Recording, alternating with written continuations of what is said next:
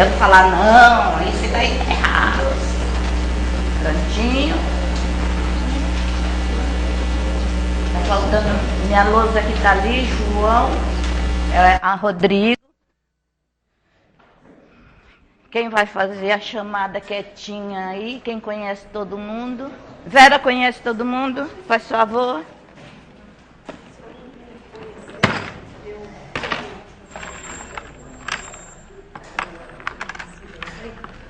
Não veio até agora.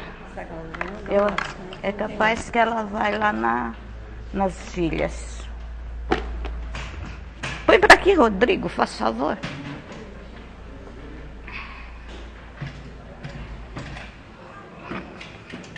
Pronto.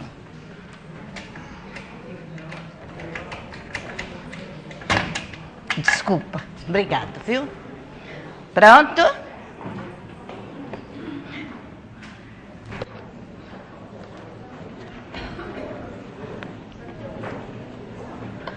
Agora que eu já falei, eu vou dar bom dia.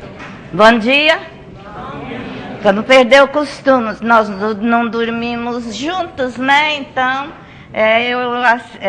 eu gosto de falar bom dia para vocês. Irmãos, meus irmãos e minhas irmãs, prestem atenção que hoje, sem dúvida, nós estamos mais acelerados em vista de eu estar chegando atrasado. Já pedi as minhas desculpas, perdão, o Senhor sabe o motivo. Hoje, nós estamos continuando estudando a oração do Senhor, que é a oração dominical, conhecida por muita gente como oração dominical. Para nós, oração do Senhor e oração do Pai Nosso. Nesta oração, nós já estudamos algumas petições. 3 das petições se referem exclusivamente à pessoa de Deus. Quais as 3 petições que se referem à pessoa de Deus na oração do Pai Nosso? As 3 petições, as 3 primeiras, vamos colocar assim, as 3 primeiras se referem à pessoa de Deus. As 3 primeiras petições. Eu não falei o endereçamento, que é Pai Nosso que estás nos céus. Agora, as 3 primeiras. A primeira foi: teu é santificado. Depois venha o teu reino. Seja feita a tua vontade. Essas 3 petições se referem à pessoa de Deus. A partir de hoje, nós vamos estudar a segunda parte das petições, que é a 4ª petição que se refere às necessidades humanas. Pois bem, agora vem o teste. Estão pensando que vocês vão ficar assim, olhando para mim quietinho? Vamos perceber que quando a gente estuda a palavra junto com a revista, nós que estudamos para dar aula, pastor Abel e eu, pastor Abel já sabe, mas eu principalmente, eu trabalho para dar aula para vocês, mas eu acredito que vocês, quando estudam, vocês devem ter a sua interpretação dentro da lição e dentro da revista, porque você está com a revista e está com a palavra. Pois bem, nessas 2 maneiras de petições que nós fazemos, as petições direcionadas à pessoa de Deus, e nós vamos começar as petições direcionadas à humanidade, tem 2 palavras que nos ajudam a identificar estas petições. Quais são as 2 palavras? Vocês que estudaram a lição. Não dá na cabeça? Tem que dar na língua. Um fala... Ela diz, não está na cabeça, mas tem que estar na língua para me falar. Quais são as 2 palavras? ajudando. Lembra uma vez que eu falei um pronome, falei um pronome, e eu usei o pronome como se fosse verbo, e a Débora me corrigiu e eu agradeci? São 2 pronomes possessivos que nos ajudam a distinguir essas 2 petições. Quais são os pronomes? Teu. E o outro? Nosso. Então, aqui, quando nós vamos nos referir a Deus, nós usamos o pronome, tá vendo, Débora? Eu não esqueci mais, eu sou boa aluna, viu?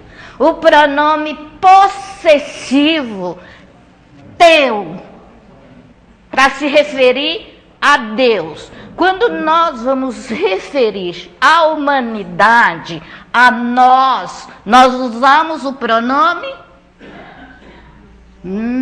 nosso. Nós falamos assim: teu nome, teu reino, tua vontade, não é? Agora, quando nós mudamos para a segunda parte das petições, nós falamos o nosso, não é isso? Que é a primeira petição. E daí seguem as outras petições. Quais são as outras petições? Perdoa nosso pecado, nossas dívidas.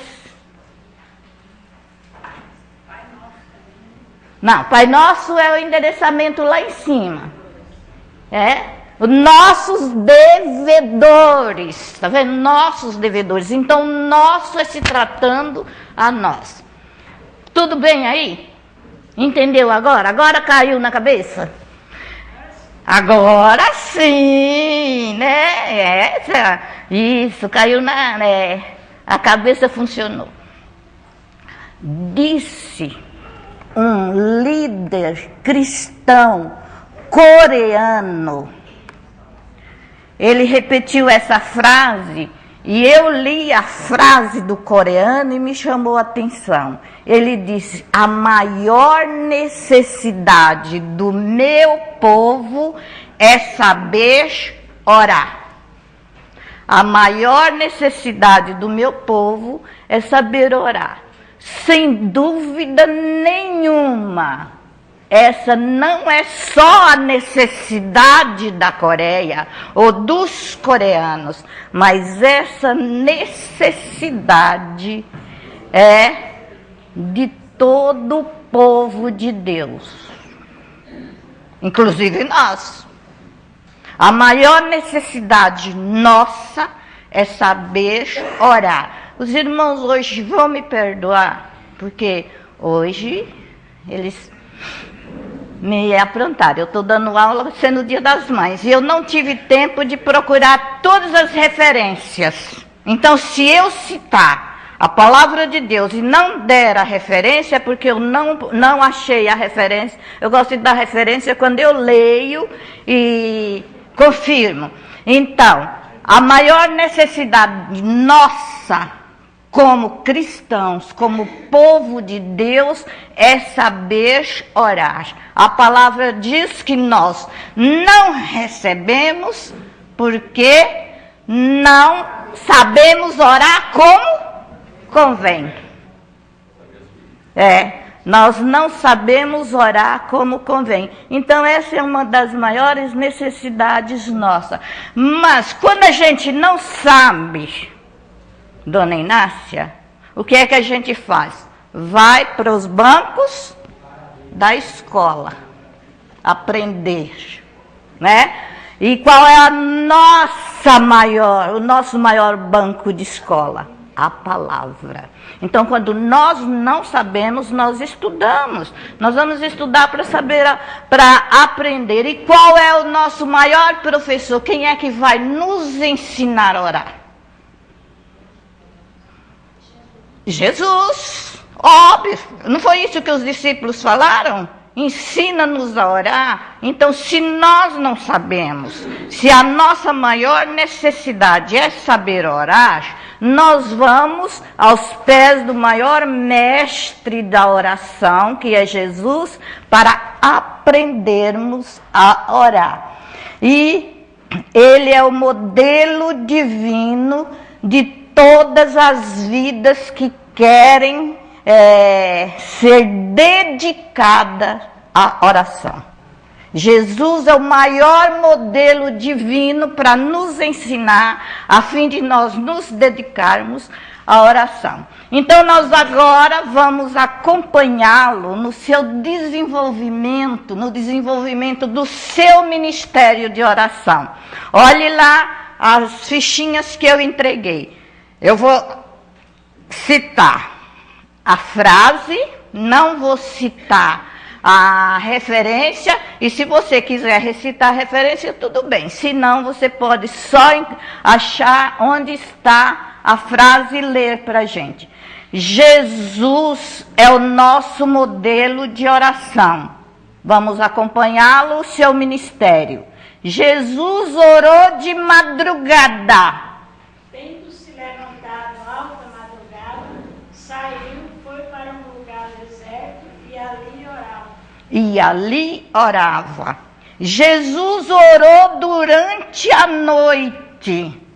Naqueles dias retirou-se para o monte a fim de orar, e passou a noite orando a Deus. Jesus, além da oração matinal, ele fez vigília de oração.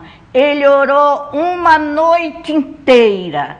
Jesus orou antes das fases mais importantes do seu ministério. Primeiro, fases importantes.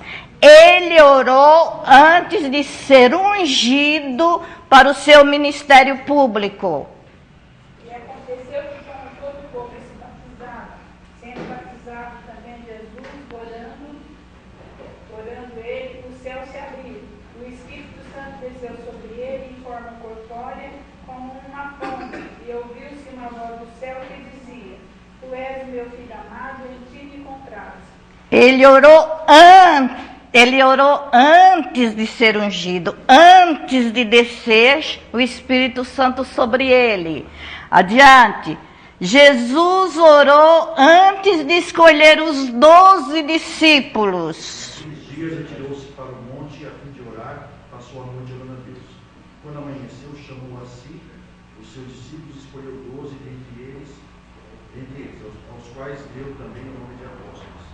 Antes de escolher os 12. Ele também orou antes de anunciar aos 12 ou a eles a sua obra expiatória.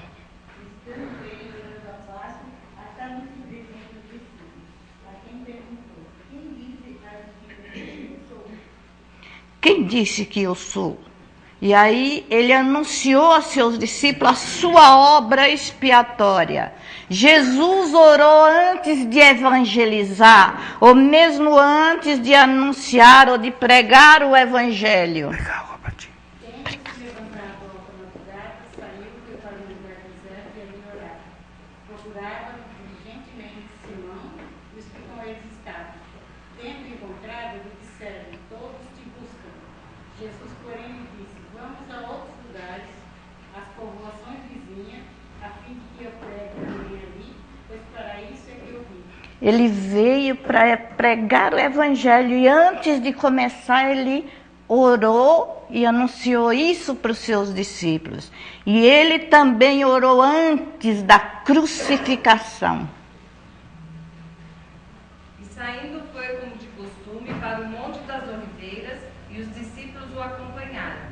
Chegando ao lugar escolhido, Jesus lhe disse: Orai para que não entreis em tentação. Ele, por sua vez, se afastou cerca de um tiro de pedra e de joelhos orava. E de joelhos orava. Então o Senhor Jesus, ele é o mestre divino que pode nos ensinar e que tem todo o direito de dizer: pedi e dá-se-vos-á. Mas ele também orou após grandes milagres. Despedidas as multidões,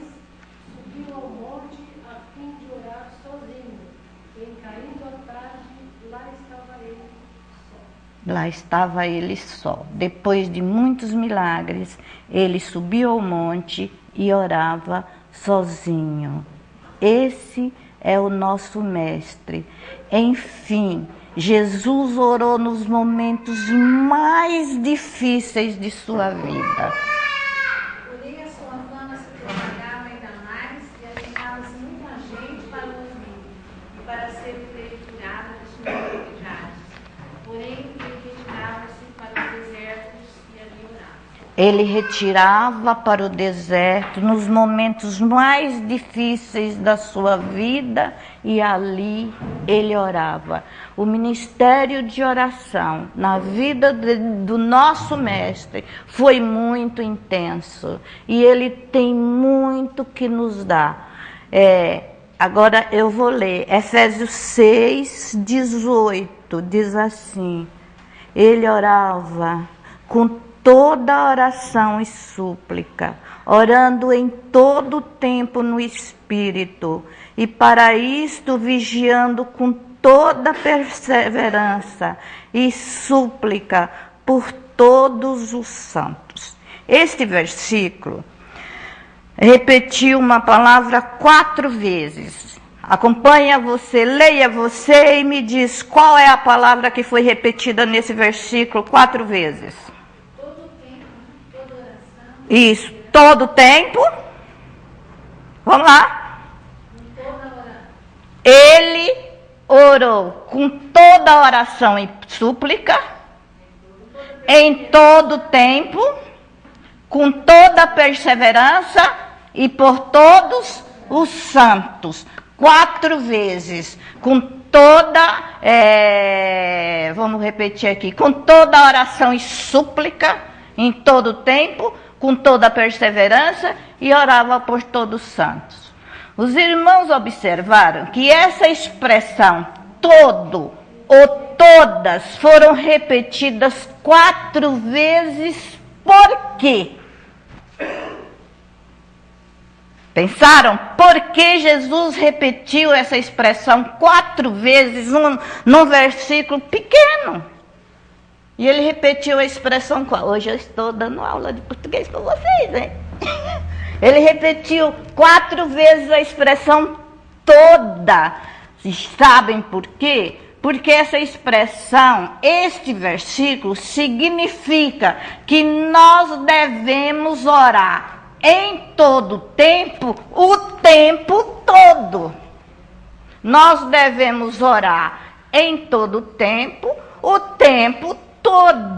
E nós fazendo isso, nós estamos obedecendo o mandato de Deus. Orai sem cessar. E orar sem cessar é orar todo tempo, o tempo todo.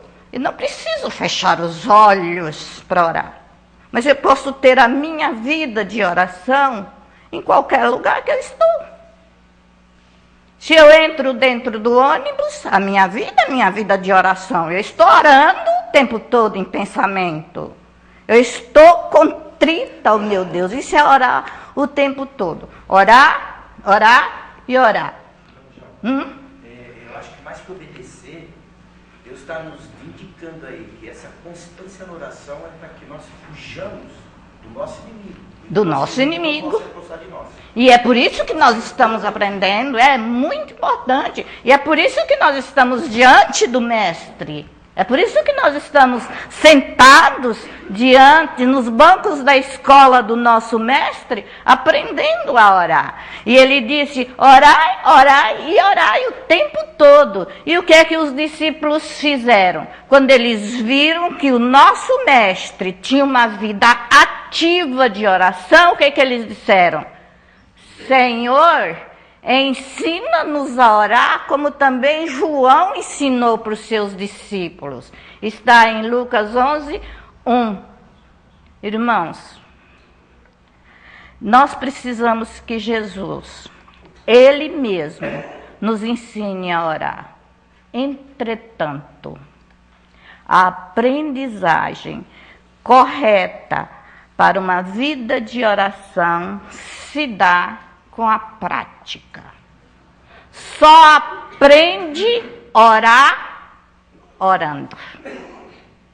Não adianta nós estudarmos, não adianta nós pedirmos, não adianta nós aprendermos se nós não temos uma vida de oração.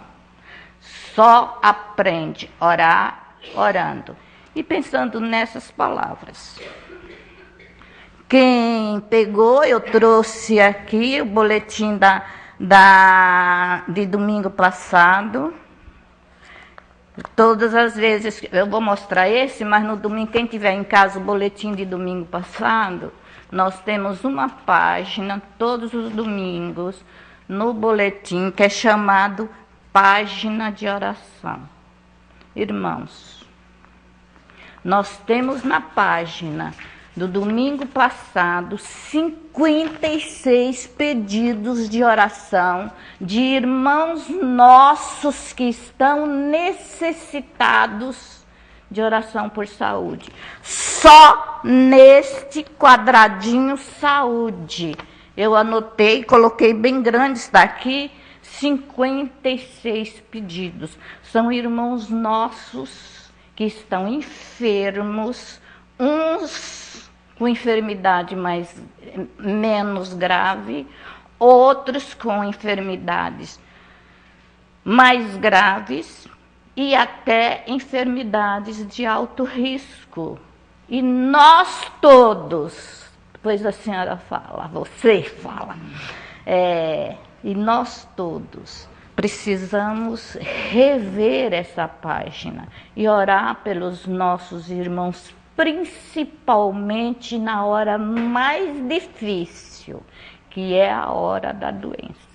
E hoje, como eu disse, nós só aprendemos a orar, orando, todos nós vamos orar por todos esses irmãos. Eu não sei, você também não vai saber citar os 56 nomes, mas nós vamos repetir alguns nomes que praticamente nós consideramos doentes de uma gravidade maior e nós podemos citar nas nossas orações. Nós temos a Divani, que tem uma doença, acho que crônica, porque é desde criança, não tem tido uma medicação. Nós temos próximo a nós a dona Catarina, que aparentemente ela parece alegre, ela parece feliz, mas ela tem um problema de pernas que ela não pode andar. E pode se tornar crônico. Precisamos orar para que a nossa irmã venha até a escola dominical. Ela está aqui pertinho, mas ela não pode andar. Nós temos a nossa irmã, dona Orlinda. Ela voltou para o hospital. A doença é considerada grave. Não sei se ela saiu hoje da UTI, porque ela foi quarta, depois voltou na quinta, foi direto para a UTI. Não sei, eu não pesquisei ontem, não tive tempo, não sei se alguém sabe se ela ainda está na UTI. Nós temos a nossa irmã Adriana, que está em tratamento, e temos várias outras que eu não me lembro. Nós todos vamos orar. Os nossos irmãos estão precisando. Eu queria falar do Marcos.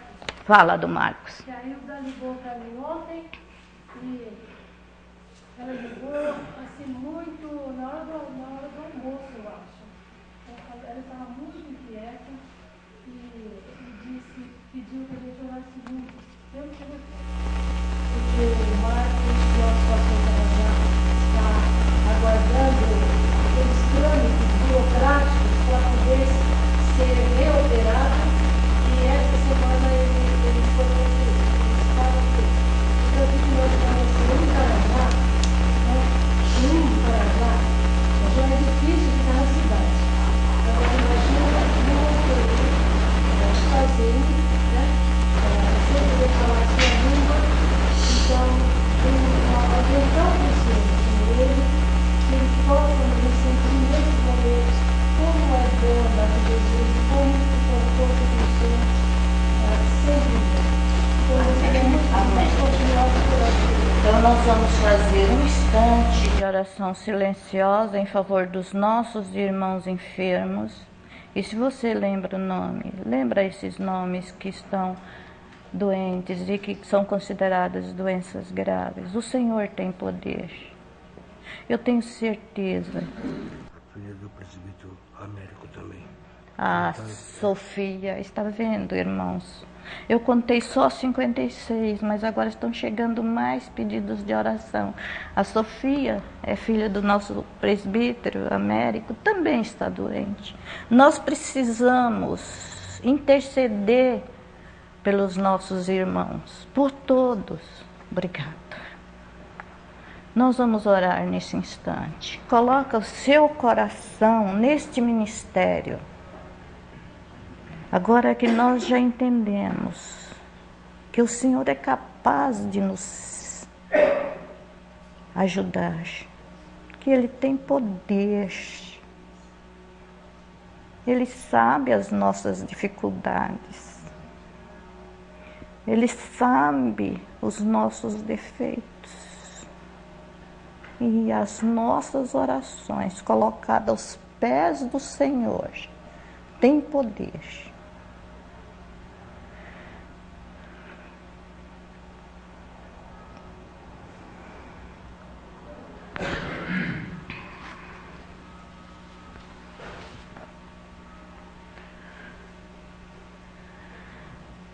Senhor, é a tua igreja que está de joelho diante de ti, Senhor, pedindo socorro, ó Pai.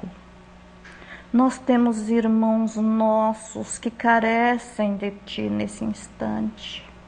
Visita, Senhor. Entra com providência, ó Pai, para aqueles doentes considerados graves, ó Pai. Tu que curastes, ó Deus, tantas pessoas no passado. Providencia meios, ó Deus, para a cura dos nossos irmãos.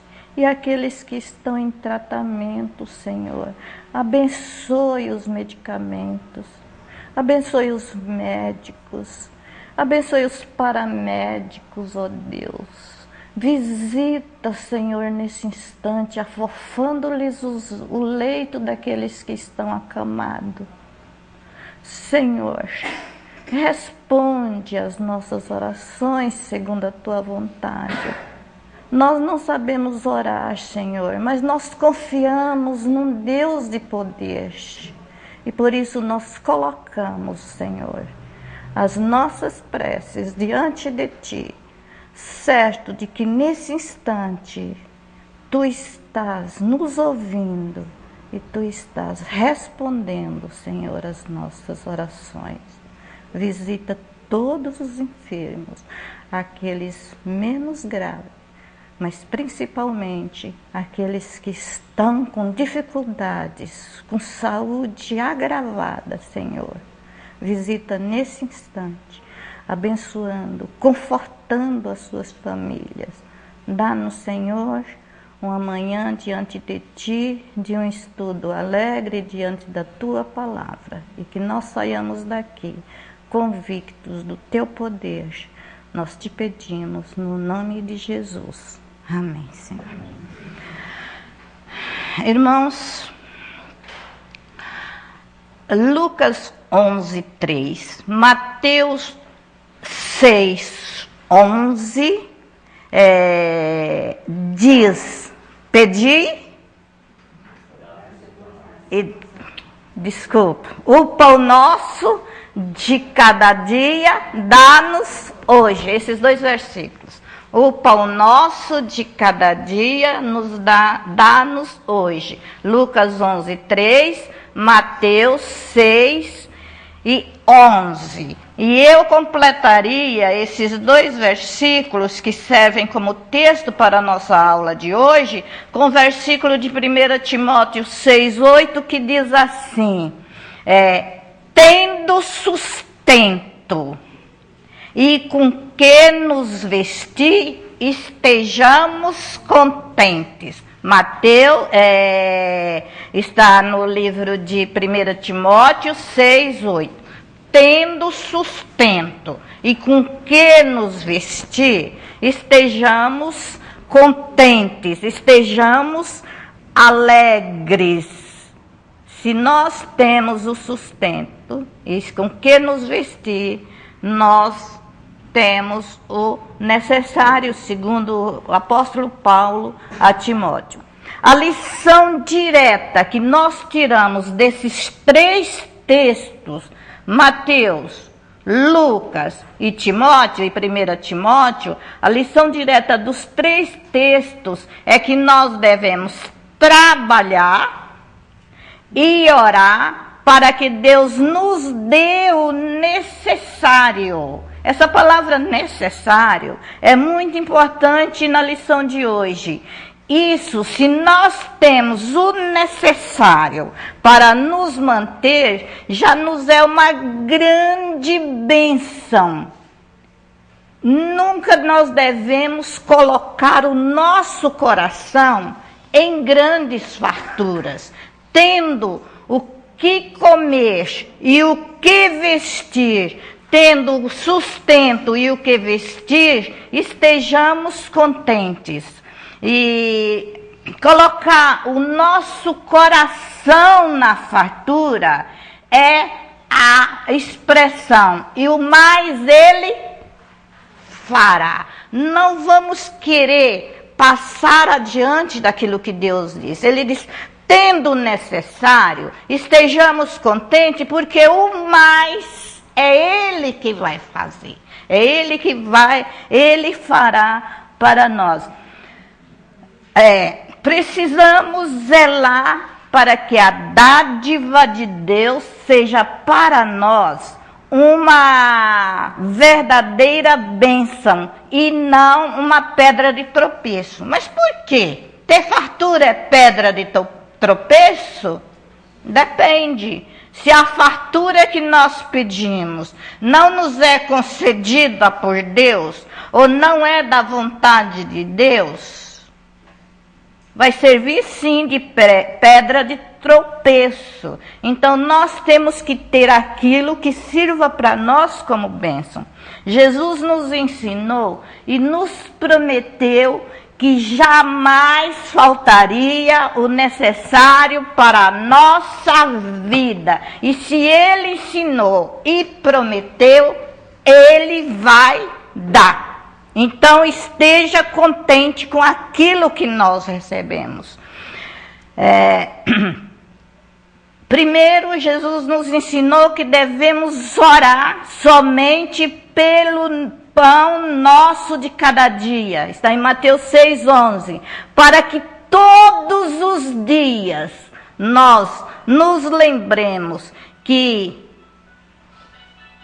Não é o meu, que está desligado. Para que todos os dias nós nos lembremos que o nosso sustento diário vem do Senhor. Eu vou ler Mateus 6, no Evangelho de Mateus, se alguém achar primeiro do que eu, porque eu marquei aqui, mas Evangelho de versículo 25 e 26.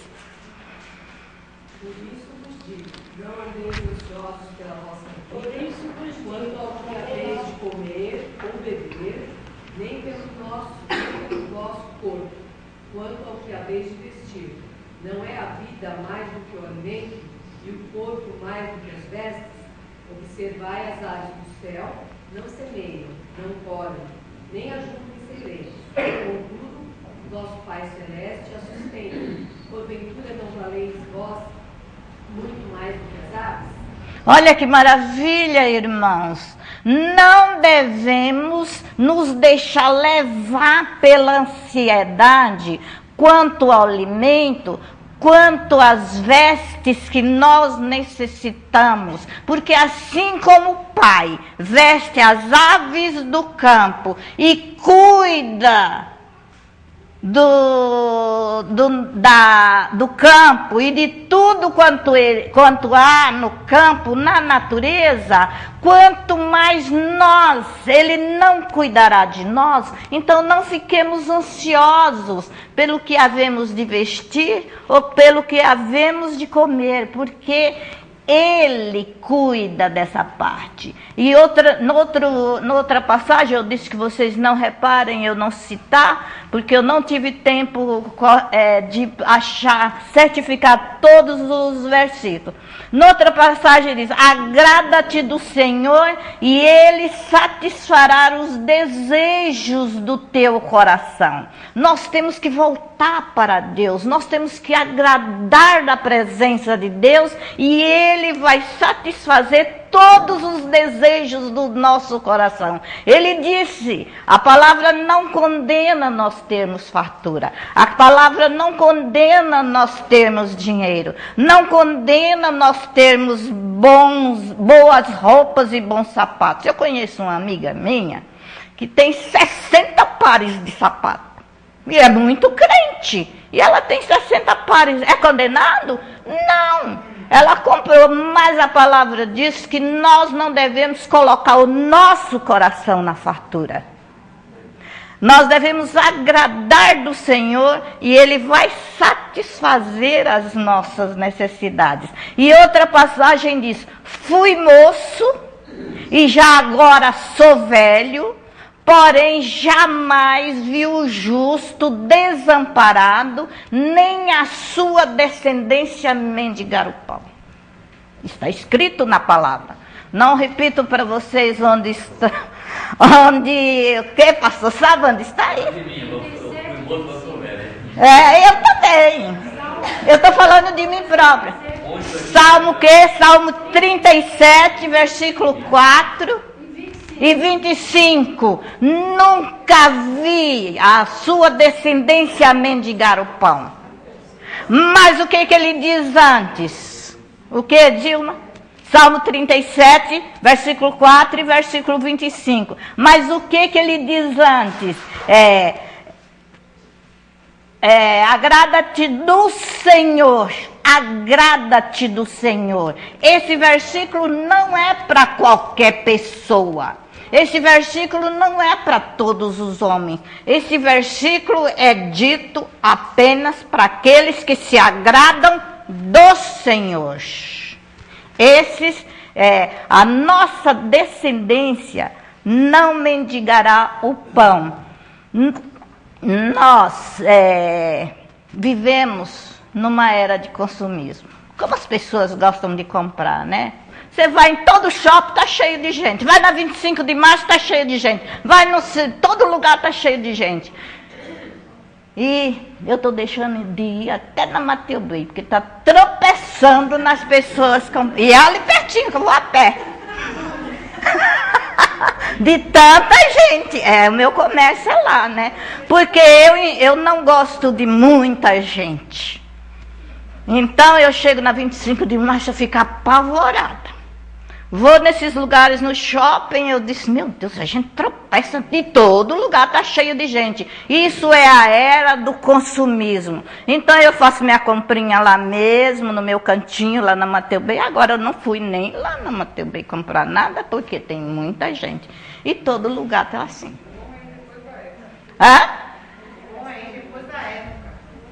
Mas toda época, nós entrando numa época e saindo outra. Entre o dia, sai o Natal, entre o Dia das Mães, sai o Dia das Mães, entre o Dia dos Pais. Então tem época. Né? Dia dos namorados. Dia dos namorados. Ih, todo dia. Não tem mais época, não. Pois é, isso é o quê? Isso é o quê?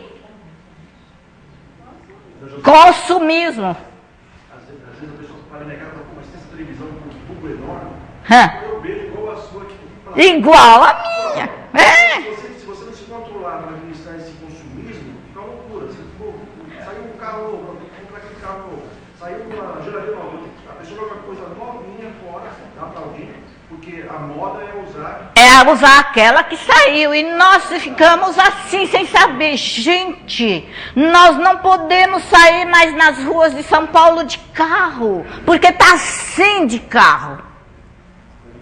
E você sai de ônibus, o ônibus não anda, porque está assim de gente. E você sai de metrô, o metrô não anda, porque é lotado. Então, isso é o quê? Consumismo. É o consumismo. É a propaganda chamando a nossa atenção. É ou não é?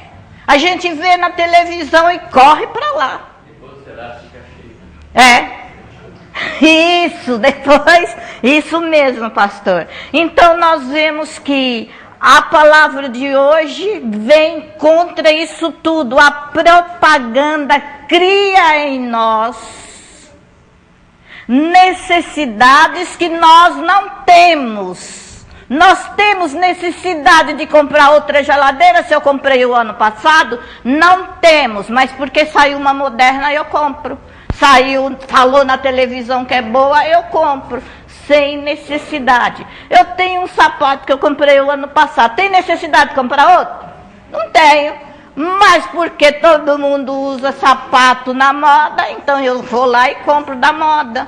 Então isso nós vamos pela propaganda do dia, consumismo. Vamos lá? Compramos coisas que nós não precisamos e viveríamos muito melhor se não tivéssemos comprado. A gente compra, joga lá, não usa, não dá e fica aquilo lá enchendo de poeira e a gente é tão consumista, é tão mesquinha que deixa lá. Dê essas coisas, passa para outro, dê para quem não tem. Não fica juntando coisa que nós não vamos usar. Então, isso aí é um desabafo. Isso, não gaste, economize e compre um banco e dê para a igreja. Não é mesmo? Para que comprar isso tudo para não usar? Economiza, dê um banco para a igreja. Eu sei que a gente, se fizer isso, se deixar desse consumismo, nós vamos conseguir. Não estou fazendo propaganda não, né? Muitas vezes nós vemos propaganda enganosa. Essa minha não é enganosa. A igreja precisa mesmo dos bancos. Seja a Bíblia, e é por isso, é por causa dessa nossa atitude consumista, dessa nossa atitude de ter, é que a Bíblia nos recomenda: seja a vossa vida sem avareza. Vou falar bem alto para vocês colocar isso na cabeça, né, dona Inácia? Agora não vai sair da cabeça, não. Seja a vossa vida sem avareza. E ainda continua: contentai-vos com as coisas que tendes. Contentai-vos, o versículo completo. Seja a vossa vida sem avareza, contentai-vos com as coisas que tendes. Não sou eu que estou falando, isso está escrito, eu li, só que não registrei o versículo, mas eu posso achar depois e dar para vocês. Lá em Provérbios diz: não te peço pobreza nem riqueza, porque sendo pobre, eu vou precisar contra Deus. Como? Se eu sou crente, eu tenho essa pobreza, essa tudo. E sendo rico, eu posso me esquecer de Deus. Isso, então não que seja avarento, contentes com aquilo que Deus deu, porque Ele dá o necessário, Ele dá o necessário. São nossas necessidades básicas. Me ajuda aí, gente. Quais são as nossas necessidades básicas? Comer, vestir, o que mais? Morar, porque nós não podemos ficar no templo, é necessidade básica. Eu coloquei aqui estudar, porque nós vivemos numa época onde os nossos filhos precisam estudar. Nós também precisamos estudar, foi o que eu falei no começo. Então, estudar é uma nossa necessidade. Trabalhar é necessidade básica? Quem não trabalha não come. Sustentar a família é necessidade básica? Sustentar a família? É necessidade básica. Então, é o que mais? De certa maneira, se atualizar. me atualizar, necessidade. Então são várias, eu coloquei aqui, etc. São várias necessidades básicas. Só. Não é, infelizmente não é. Andar de iate, gente, não é necessidade básica. Né? Churrasco é comida, né? Mas a carne também faz mal. Então, nós temos que ser precavidos. Vocês gostaram? Falar em necessidade. Vamos adiante, senão nós não chegamos no fim. Gente, olha, eu falei das necessidades básicas. Se as nossas necessidades básicas forem colocadas nos pés do Senhor, Ele suprirá todas as nossas necessidades. Nós vamos ter casa para morar, nós vamos ter roupa para vestir, nós vamos ter comida, nós vamos ter tudo. São necessidades básicas. E Ele prometeu que não faltará as necessidades básicas. Por isso, estejamos contentes. Contentai-vos com o que tendes. Hoje nós estamos estudando a segunda parte da oração do Senhor. E como já foi dito no começo, a primeira parte fala ou ocupa-se com os interesses de Deus, enfatizando. A primeira parte se interessa enfatiza os interesses de Deus, enfatizando. Teu nome, o que é que tem que acontecer com o nome de Deus? Teu nome, vamos ver aqui. Enfatizando o nome de Deus, teu reino, né? Teu reino e tua vontade. Então, o que nós devemos enfatizar quando falamos no nome de Deus? Que o nome de Deus seja santificado. Santificado seja o teu nome. Quando nós falamos do reino de Deus, nós estamos falando do reino que já está, que nós vivemos no reino, e o reino que virá. Nós temos um reino que ainda é a plenitude, nós temos o reino que já está, já veio, e o que virá, que é a segunda vinda. Por isso nós tivemos duas lições dentro desta petição aqui. É o reino que nós já estamos vivendo e o ainda virá. E a vontade, seja feita a tua vontade. E hoje nós estamos entrando para o pão de cada dia. O pão de cada dia. Por que o pão de cada dia? O pão nosso de cada dia nos dá hoje. O pão nosso de cada dia nos dá hoje. O pão de cada dia é do interesse do homem. É alimento. Se fala em comida. Parece não. É uma progressão. Já viu? Vocês lembram quando vocês sentavam no banco da escola que falava progressão aritmética? Que começa de baixo para cima? Ou de cima para baixo? Então, essa progressão começa de cima para baixo. Então, vai passo a passo. Primeiro as coisas de Deus, depois as nossas coisas. É uma progressão genuína. Em primeiro lugar, quem ora genuinamente as 3 primeiras petições, já se compromete, presta atenção no que eu estou falando, olha. Quem ora as 3 primeiras petições se compromete a viver totalmente para Deus.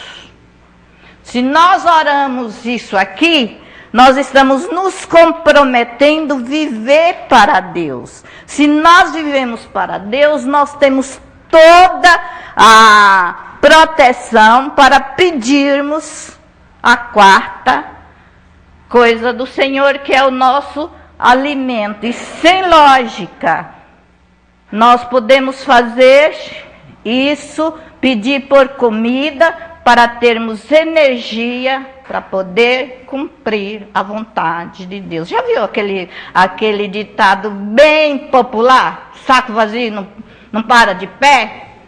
Então nós podemos pedir isso aqui para nos fortalecer, para podermos cumprir a vontade de Deus. Mas, pois vocês me avisam quando eu tenho que parar, porque as crianças já estão, depois eu paro antes dos mandatos, né? Que seria uma coisa muito boa falar sobre os mandatos. Nós estamos adquirindo energia. As Escrituras afirmam que Deus não apenas criou o mundo, mas Ele governa. E o governo de Deus... Pode deixar as crianças entrarem e sentarem aí, Fábio. Eu não me preocupo, não. Não, mas elas ficam. Não vai ficar lá em pé? Eu estou falando isso, gente. Eu vou terminar no meio, mas eu preciso chegar num ponto. Pode deixar elas sentadinhas aí, viu, meninas? O governo de Deus sobre as suas criaturas é chamado de providência.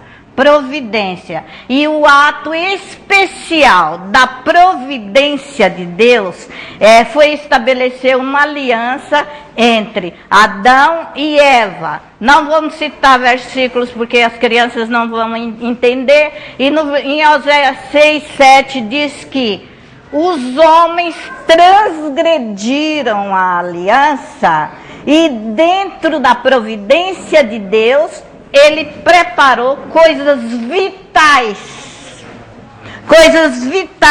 para o homem. Entenderam? Os homens transgrediram a aliança e Deus preparou coisas vitais, coisas que alimentam a vida do próprio homem. Foi isso, muito melhor ela sentar e não quer ficar lá. Alimentam o próprio homem. Como Deus é um pai amoroso, Ele estabeleceu, dentro dessas providências, Ele estabeleceu regras. Ele estabeleceu regras. Vou parar agora, viu, meninos? Ficam quietinhos aí para vocês escutarem. Tá bom. Sentou?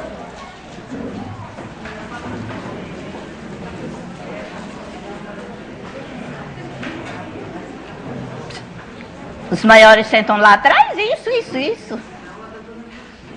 Aula minha, vocês não podem conversar, senão, olha, estou de olho em vocês. Então, dentro das providências vitais, quer dizer, providências que dão vida para o homem, Ele estabeleceu regras. Vou terminar agora, viu? Fiquem quietinhos aí. Ele estabeleceu regras. Essas regras estabelecidas por Deus receberam o nome de mandatos. Mandatos ou mandamentos. E eu vou parar aqui. Os mandatos, que nós não vamos ouvir hoje, a pastora Abel fala na próxima aula, ou numa outra aula eu falo sobre os mandatos. Essas regras receberam o nome de mandatos. E os mandatos são mandato cultural. Lembra que eu falei da cultura no começo? Mandato social e mandato espiritual. Então, essas regras dadas por Deus receberam esses nomes que são os mandamentos. Esses mandatos de Deus foram dados ainda lá no Éden. Tinha o mandato cultural, que era cuidar da natureza, do jardim. Tinha o mandato social, que é o relacionamento nosso conosco mesmo. Aqui, depois vocês vão gostar, porque aqui entra